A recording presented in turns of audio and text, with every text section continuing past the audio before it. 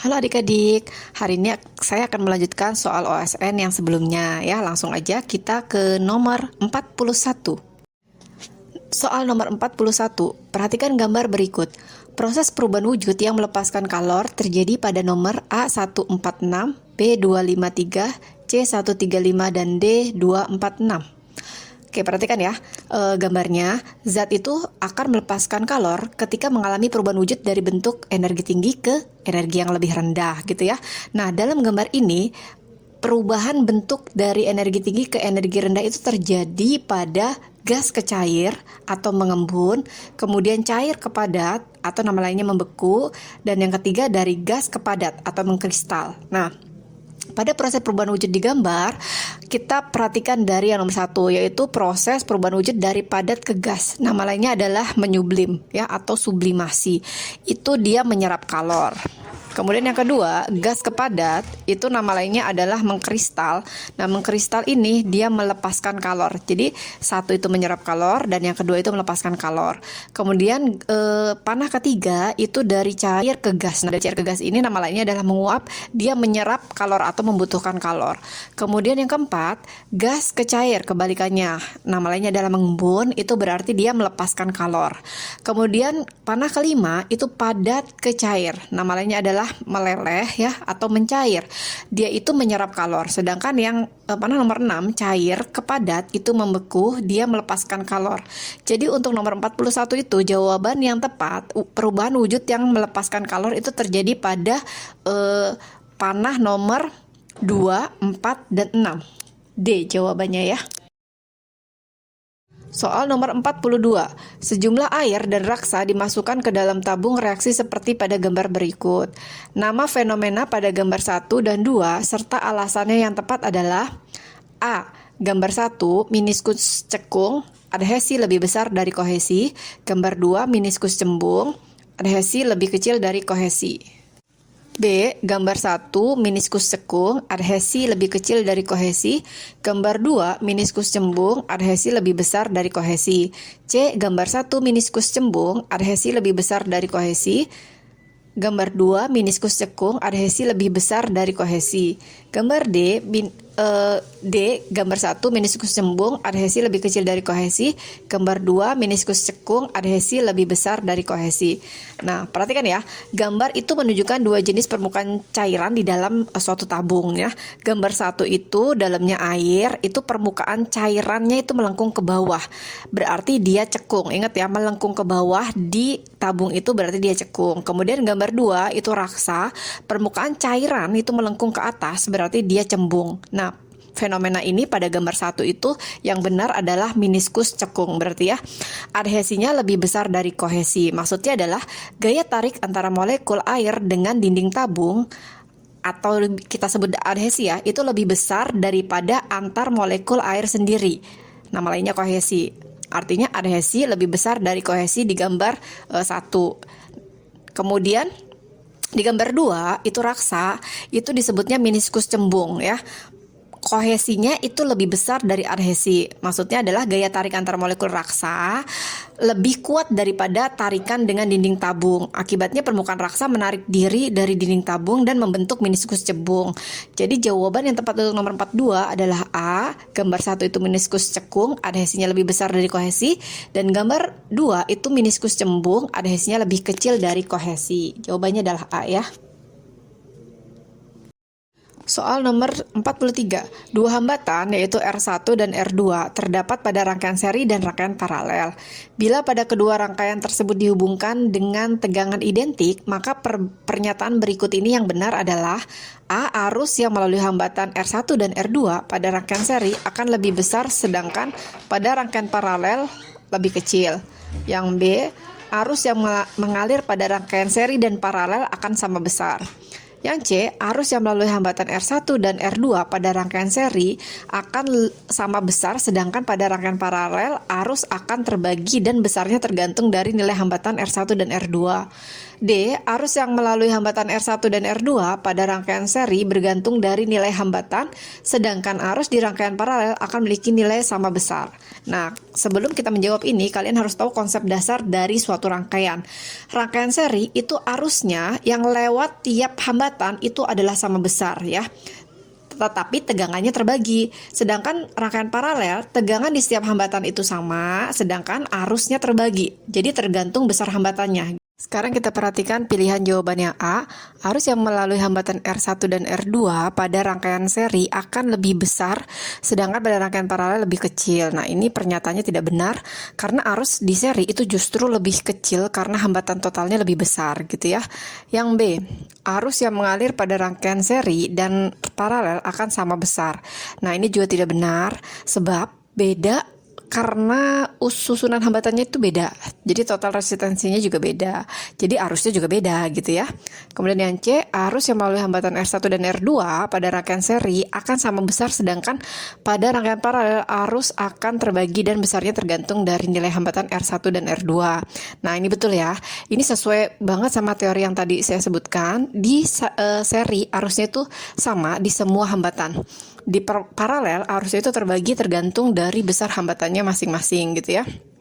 Kemudian yang D, arus yang melalui hambatan R1 dan R2 pada rangkaian seri bergantung dari nilai hambatan, sedangkan arus di rangkaian paralel akan memiliki nilai lebih besar.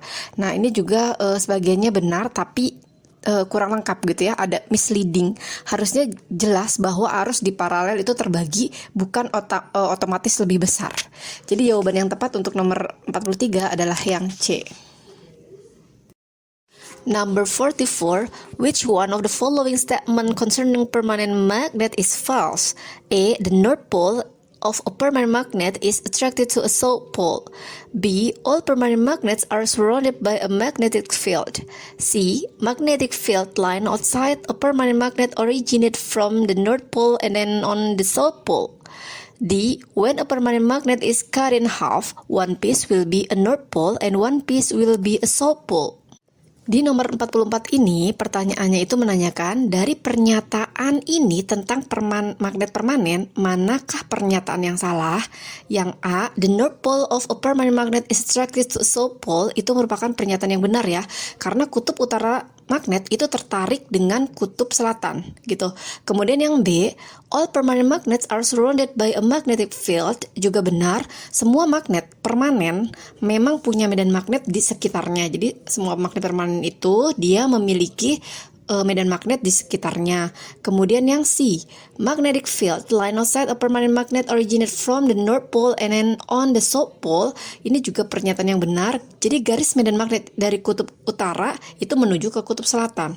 Nah, yang D, when a permanent magnet is cut in half, ketika magnet permanen itu dipotong ya di tengah-tengahnya, one piece will be a north pole and one piece will be a south pole. Nah, ini tuh salah nih, bukan berarti jadi satu kutub utara dan satu kutub selatan, itu bukan ya, tapi tiap potongnya akan memiliki kutub utara dan kutub selatan juga, jadi tetap jadi magnet lengkap gitu ya, bukan satunya selatan dan satu magnet lagi utara. Jadi pernyataan yang salah adalah yang D.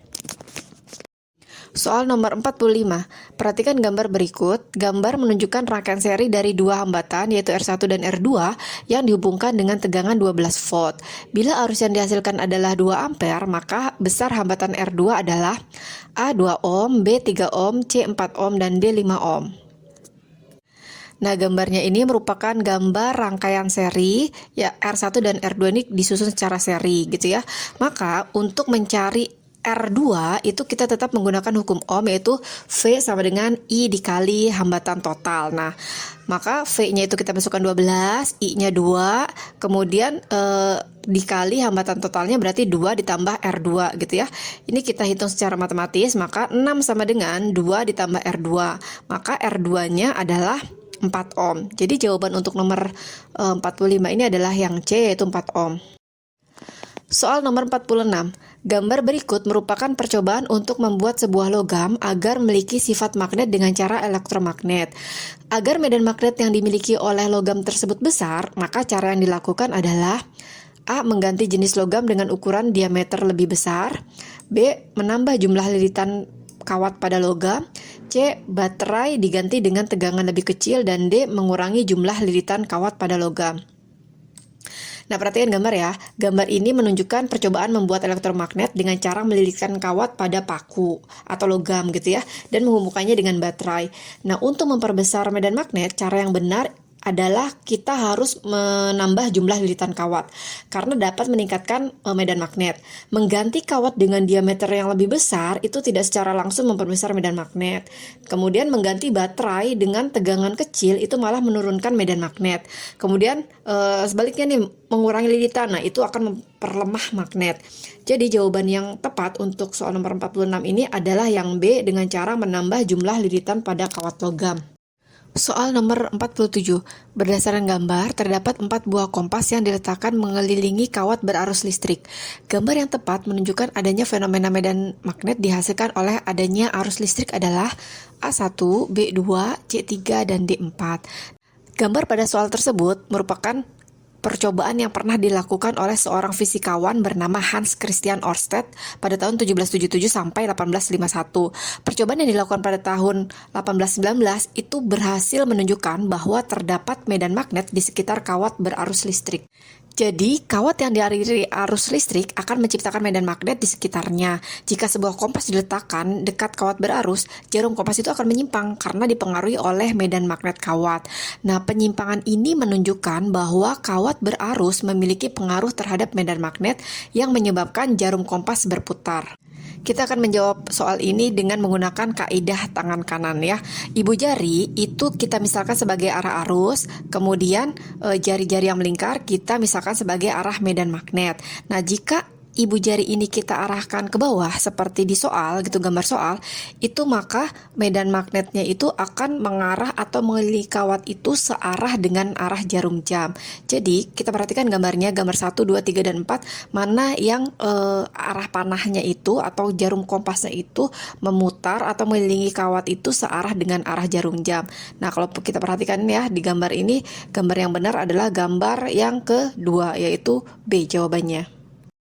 Soal nomor 48, perhatikan gambar berikut. Berdasarkan gambar, proses konversi berikut ini yang paling tepat adalah A. energi kimia menjadi energi panas, kemudian menjadi energi kinetik, kemudian menjadi energi listrik. B. energi panas menjadi energi uap, menjadi energi kinetik, menjadi energi potensial, kemudian menjadi energi listrik.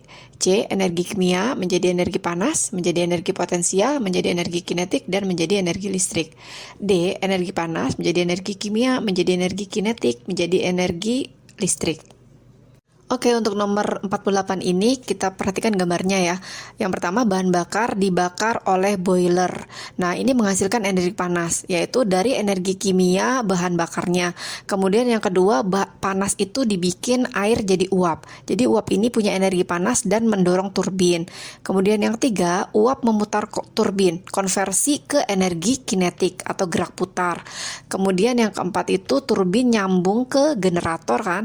Nah, gerak putar kinetik dikonversi menjadi energi listrik. Jadi urutan konversi energinya adalah energi kimia menjadi energi panas, kemudian energi kinetik, dan energi listrik. Jadi jawaban yang benar adalah yang A ya. Nomor 49. Apabila efisiensi dari penggunaan energi merupakan perbandingan energi yang digunakan oleh suatu alat listrik EO dengan energi yang diberikan oleh sumber listrik EI, maka besarnya efisiensi dapat dinyatakan dengan persamaan berikut ini. A. EI dikali EO per EO dikali 100%, B. EI per EO dikali 100%, C. EO per EI dikali 100%, D. EI per EI kali EO kali 100%. Efisiensi itu adalah perbandingan antara energi yang digunakan oleh listrik, yaitu EO, dengan energi dari sumber listrik, yaitu EI. Tapi ingat ya, rumus efisiensi sebenarnya adalah energi keluar atau yang berguna per energi masuk total dari sumber dikali 100%. Dalam soal ini maka efisiensi itu E0 atau EO per EI dikali 100%. Jadi jawaban yang benar adalah yang C. Nomor 50, pada tahun 2006 Pluto tidak lagi dikategorikan sebagai planet. Pluto kemudian digolongkan ke dalam planet kerdil. Apakah penyebab hal tersebut?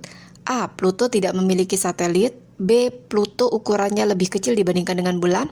C. Pluto lintasannya memotong lintasan Neptunus. D. Pluto jaraknya lebih jauh dari Neptunus. Nah adik-adik, dulu Pluto tuh memang masuk daftar 9 planet di tata surya. Tetapi mulai tahun 2006 statusnya turun kasta jadi planet kerdil alias dark planet. Nah kenapa sih Pluto itu tidak dianggap planet lagi? Menurut definisi International Astronomical Union tahun 2006, supaya sebuah benda langit disebut planet, dia harus 1. Mengorbit matahari, 2. Dia punya massa yang cukup buat bentuknya jadi bulat. Kemudian yang ketiga, itu membersihkan orbitnya dari objek lain atau dominan di orbitnya gitu ya.